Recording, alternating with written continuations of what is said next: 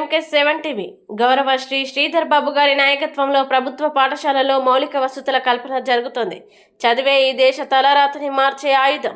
Doctor APJ Abdul Kalam, Lal Bahadur Sastry లాంటి వారిని ఆదర్శంగా తీసుకోండి. ఈ దేశ భవిష్యత్తుకు మీరే దిక్సూచులుగా మారండి.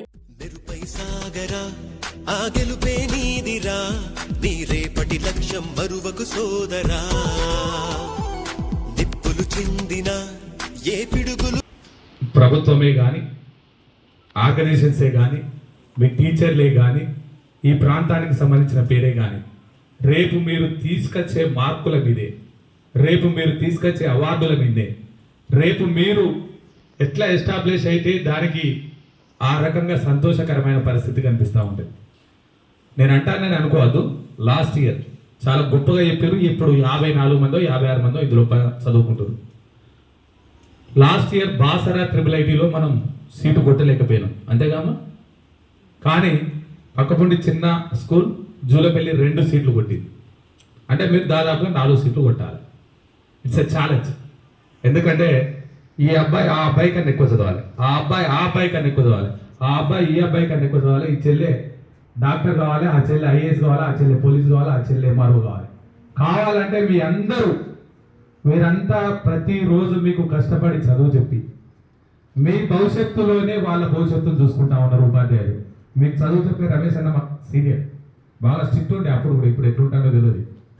అయితే మీరు ఒక చిన్న విషయాన్ని గుర్తుపెట్టుకోవాలి.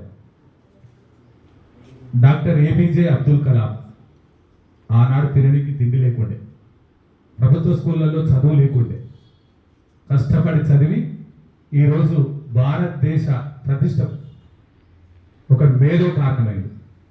లాల్ బహదూర్ శాస్త్రి చదువుకోవాలంటే 3 కిలోమీటర్ల దూరం నదిలో ఈదుకుంటా పోయి పొద్దుగాల మళ్ళా నదిలో ఈదుకుంటా వస్తే స్కూల్కి వెళ్ళేది. అట్లా ఎంతో మంది గొప్ప గొప్ప వ్యక్తులు, చాలామంది మనకన్నా దిగువన ఉండి చదువు మీద విలువతోటి, చదువు మీద ధ్యాసతోటి చదువు నేర్చుకొని వారి తలరాతనే కాకుండా మనతో ఉండే 1000 మంది తలరాతను మార్చే ఏకైక ఆయుధం చదువే అని గ్రహించి ఆ చదువును ఒక గొప్ప వరంగా తీసుకొని ఏ డిసిప్లిన్గా తీసుకొని చదువుకుంటే ఈరోజు భారతదేశానికి స్వతంత్రం రావడానికి కారణం కూడా ఆనాడు చదువుకున్న మేధావులే. ఫైటర్స్ బాగా మంది ఉంటారు, కానీ ప్రిన్సిపల్స్ చదువుకున్న వ్యక్తికి ఒక విజన్ వస్తుంది. ఆ విజన్ తోటే ఈరోజు భారతదేశానికి కూడా స్వతంత్రం రావడం జరిగింది. మీరు ఆలోచన చేయండి. ఇంతకుముందు అమ్మేదో చెప్పింది, మాకు ఇంకా మౌలిక వసతుల కల్పన కావట్లేదని.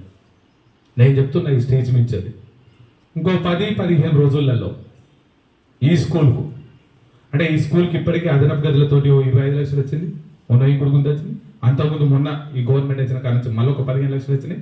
మళ్ళీ నేను చెప్తున్నా, తెలంగాణ రాష్ట్రంలో మీరు రాసి పెట్టుకోండి, HM గారు, సార్లు, స్టూడెంట్స్, తెలంగాణ రాష్ట్రంలో ఎక్కడ లేని విధంగా అంతరిక్ష విజన్ చూపించే విధంగా ఒక మ్యూజియాన్ని తలపించే మ్యూజియం NTPC CSR నుండి మీకు అలాట్ కావడం జరిగింది. మీరు ఎవరు అడగలేదు దాని గురించి. ఖగోళ శాస్త్రాన్ని మీరు ఇక్కడ నుంచి చూడబోతున్నారు. దానికి సంబంధించి ఒక NTPC ఫౌండేషన్ నుంచి దాదాపుగా 10 కోట్ల రూపాయలతో ఒక బెస్ట్ 10 స్కూళ్లను చేశారు. అందులో కమాన్పూర్కు సంబంధించి రొంపుకుంట గ్రామాన్ని, అదేవిధంగా మీ కమాన్పూర్ స్కూల్ను ఎంపిక చేయడం జరిగింది. దానికి సంబంధించి MOUలు కూడా అయిపోయినాయి. దానికి సంబంధించిన ఫండ్ కూడా కలెక్టర్ గారికి ట్రాన్స్ఫర్ కావడం జరిగింది. అది అతి త్వరలో మీకు రాబోతుంది. అంటే చిన్నప్పటి నుంచే మీ లోపల స్కిల్ నేర్పాలని గౌరవ మంత్రివర్యులు చదువుకున్న వ్యక్తి ఒక నాయకుడిగా ఉంటే ఏ విధంగానైతే భవిష్యత్తును చేయొచ్చో ఆ విధంగా ఆలోచన చేసి చేయడం జరుగుతుంది. సారి నేను చెప్పడం మర్చిపోయినా, డెలివరీమ్మా అంతర్జాతీయ మహిళా దినోత్సవ శుభాకాంక్షలు. అయితే మీరు గొప్పగా కళలు కనాలి. ఆ కళలు ఎట్లయితే నెరవేరుతో దానికి మీరు సిస్టమ్ పెట్టుకోవాలి. చాలామంది ఒకే డిసిప్లిన్లో, నేను వేరే తప్పకంటలేదు, కానీ చాలా డిసిప్లిన్గా ఉండాలి. మనిషి బాడీ లాంగ్వేజ్ స్టిఫ్గా ఉండాలి. మనం పుస్తకం పట్టుకొని చదివితే పుస్తకం మీద లేయం కావాలి. చాలామంది సెల్ ఫోన్స్ ఇంకేదో ఆలోచిస్తూ ఉన్నారు. మీకు అర్థమై ఉంటుంది, ఈ దేశానికి వెన్నెముక రైతు అని ఎట్లయితే చెప్తారో, ఆ స్పైనల్ కాన్కు ఏదైతే లీవ్స్ ఉంటాయో అవన్నీ చదువుకున్నోళ్ళే, పట్టుకుమ్మలే. చరిత్ర రాయాలన్నా మీరే, చట్టం తేవాలన్నా మీరే, చట్టాన్ని ఇంప్లిమెంట్ చేయాలన్నా మీరే.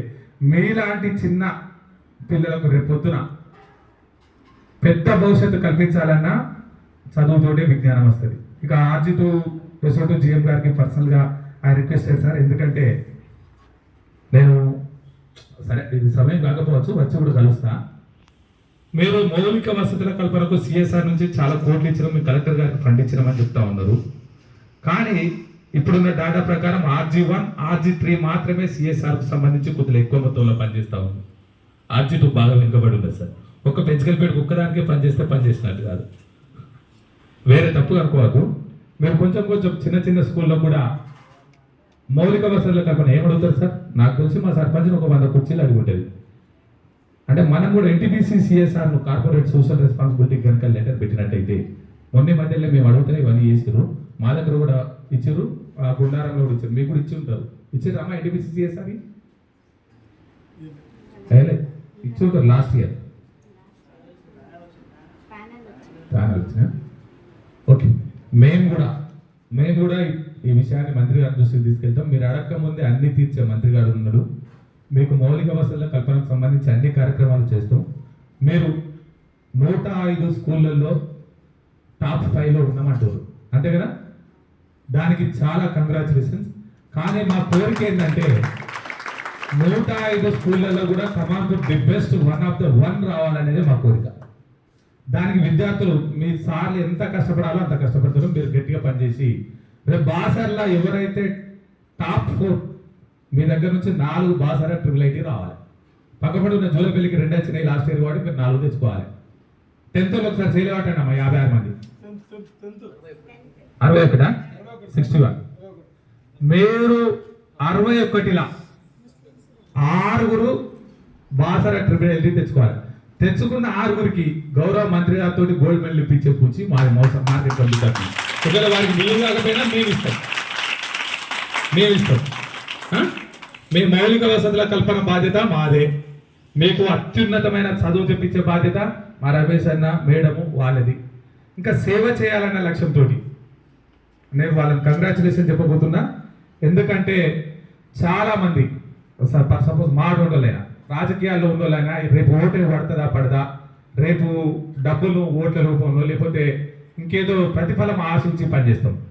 కానీ మీ ఉన్నతి వాళ్ళు ఉన్నతి అనుకుని విశ్వసేజ ఫౌండేషన్ కనుక పనులు చేస్తున్న ఈ కార్యక్రమాలకు వాళ్ళని నిజంగా అభినందిస్తూ, ఇంకెవరైనా పేరు మర్చిపోయినట్టయితే వారందరి తరఫున మా కమాన్పూర్ మార్కెట్ తరఫున విశ్వతేజ ఫౌండేషన్ వారికి మరొకసారి కృతజ్ఞతలు తెలుపుతూ థ్యాంక్ యూ. గౌరవ ఆర్జిటు ఎస్ఓటు జిఎం గారు కూడా మీ మౌలిక వసతుల కల్పనలకు మరింత మేలు చేయాలని కోరుతూ ఇప్పుడు అనౌన్స్ చేస్తారు, ఏం బాధపడతారు.